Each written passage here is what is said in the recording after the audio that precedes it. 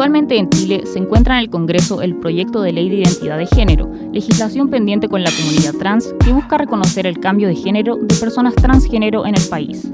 Al respecto, el proyecto de ley establece como propósito terminar con las situaciones de discriminación y exclusión que afectan a muchas personas en Chile por la imposibilidad de manifestar abiertamente y vivir conforme con su identidad de género, en los casos que existe una incongruencia entre el sexo asignado registralmente, el nombre y la apariencia y vivencia personal del cuerpo.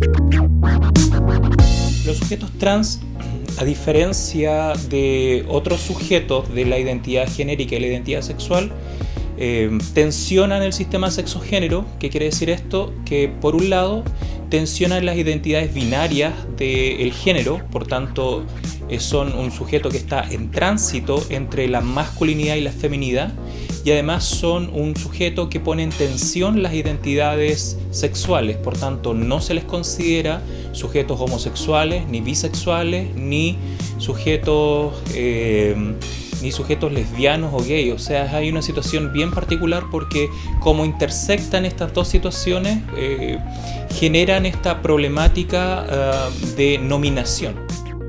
A su vez, el proyecto propone en su artículo primero el derecho a la libertad de género, el cual involucra que toda persona tiene derecho al reconocimiento de protección, al libre desarrollo de su persona y a ser tratada conforme a su identidad de género y en particular a que su identificación en documentos públicos corresponda a esta.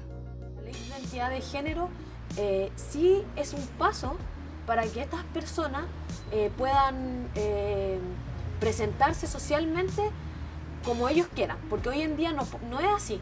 Ponte tú, una persona trans que está estudiando en la universidad, que hay muy pocas personas trans que están en la universidad, tiene que hacer su práctica profesional y su nombre legal es masculino, ponte tú Pedro, y su nombre social es Ana. Ana, lamentablemente, en su práctica probablemente no pueda presentarse como Ana porque cuando anoten su nombre e ingrese van a poner que Ana se llama Pedro, porque su carnet lo dice. Es un tema público,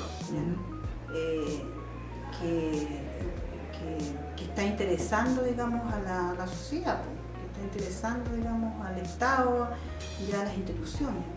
¿Ya? En la medida que también sea un tema reconocido, con una ley, también implica, digamos, mayores, recursos, programas, que vayan también en pos de favorecer, digamos, y desarrollar políticas que estén acordes. Mientras en el terreno legal y asistencial se están produciendo avances significativos, sobre el papel las personas transgénero siguen siendo consideradas enfermas mentales.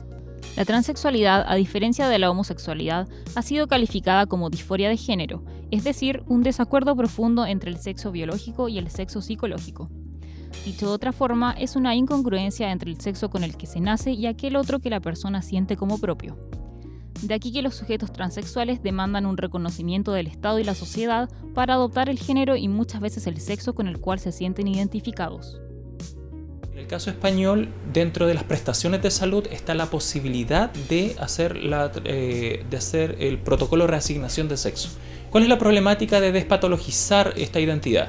Significaría que ya no necesitaría un protocolo de reasignación de sexo y por tanto los protocolos que se implementan dentro del sistema de salud tendrían que suspenderse. ¿Por qué? Porque no es una patología y como no es una patología no hay que tratarla y como no hay que tratarla los sujetos ahora quedan en otra problemática porque ¿quién se hace cargo de su transformación? ¿Qué pasa en Chile? Tomando inmediatamente la gigantesca distancia, los sujetos trans tratan de hacer la reasignación de sexo. Muchas veces acceden a realizarse acciones sobre su cuerpo para transformarlo que obviamente rayan en la posibilidad de morir. Por ejemplo, colocan silicona automotriz, se colocan inyecciones, o sea, situaciones para modelar el cuerpo porque obviamente no tienen la posibilidad por el sistema de salud. El personal de la salud no está preparado para trabajar con personas de la diversidad. Puedo contar experiencias no directamente personales mías, pero sí conozco experiencias de mujeres que han ido a un ginecólogo y le han dicho que es lesbiana y le han mandado inmediatamente a hacerse un examen de VIH. O un niño que es gay, igual proceden de una manera diferente y toman medidas de autoprotección extremas, así como no tocarte, no acercarse, ponerse guantes hasta ni aunque no vayas a consultar algo que sea necesariamente de eso. Y en el área en que yo me desempeño tampoco están preparados los profesionales. Yo lo he conversado con algunos de mis colegas y, por ejemplo, no saben o no tienen conocimiento en relación a la posibilidad de transmisión de enfermedades e infecciones de transmisión sexual entre mujeres. Creo que las identidades trans son las que se podría decir que hoy en día materialmente en las que están en peores condiciones. Primero porque la mayoría, según los estudios, no llega a más de cuarto básico. Y segundo, porque muchas veces no son aceptados en su familia, no pueden buscar trabajo, no pueden estudiar. Entonces lo que genera es que sea una población muy vulnerable y sobre todo se vincula mucho el tema de la prostitución. Efectivamente, como que la estrategia de sobrevivencia es la prostitución, y la prostitución sabemos que los pacos hacen redadas, que los mismos clientes los han golpeado, que hay violencia en la calle, lo que significa también ejercer el comercio sexual. En nuestro país ser un sujeto trans significa un sujeto excluido, y no solamente un sujeto excluido de lo social, sino que un sujeto excluido totalmente de la cultura, del trabajo, de la educación.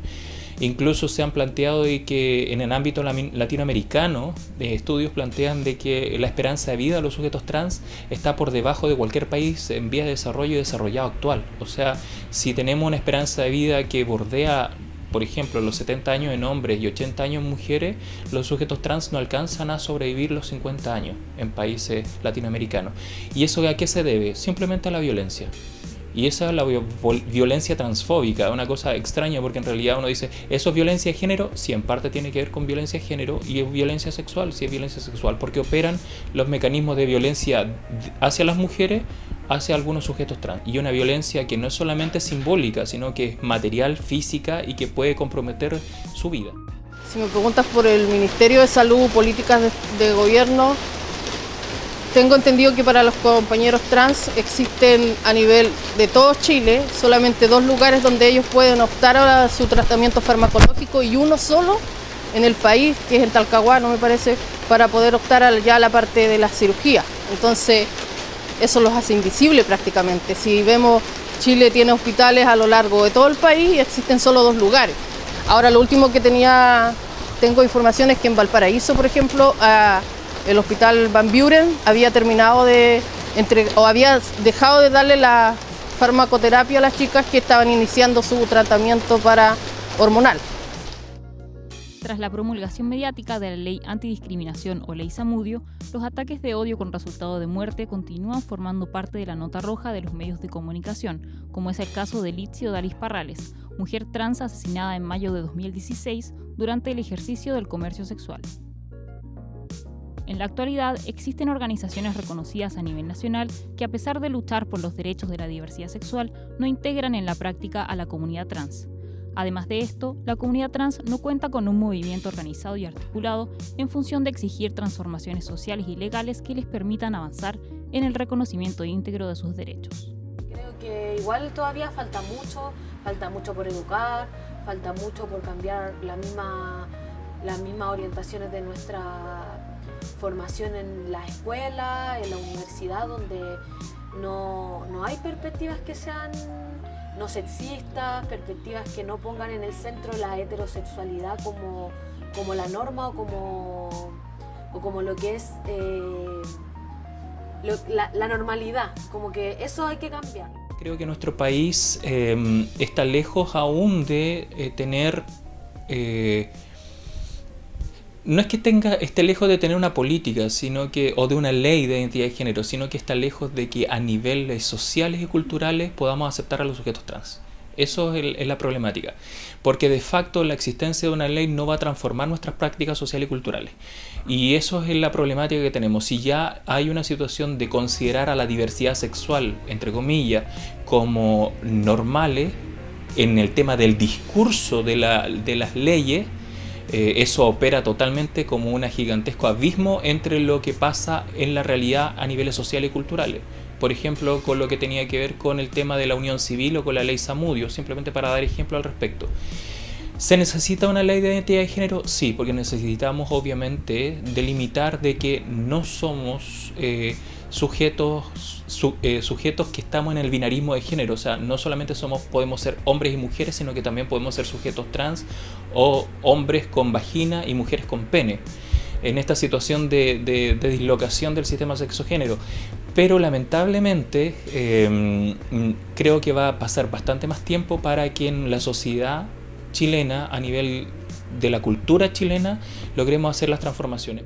A pesar de que la Ley de Identidad de Género es un avance en materia de reconocer los derechos legales de la comunidad trans, no garantiza la real inclusión de estos sujetos y sujetas en relación a la accesibilidad de los derechos humanos básicos como salud, educación e igualdad de oportunidades para su desarrollo integral.